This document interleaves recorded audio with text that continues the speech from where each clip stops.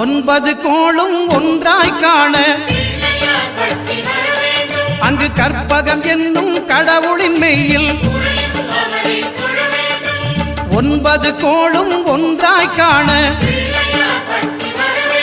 அங்கு கற்பகம் என்னும் கடவுளின் மெய்யில் சூரியன் முதலாய் 9 கிரகமும் பலவித குணங்களை கொண்டிருக்கும் எங்கள் கற்பக தருவில் அவை வரும்போது ஒன்றாய் சேர்ந்து பலனளிக்கும்.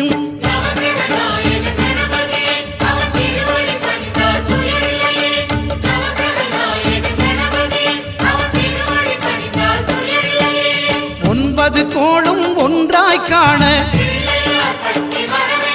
அங்கு கற்பகம் என்னும் கடவுளின் மெய்யில்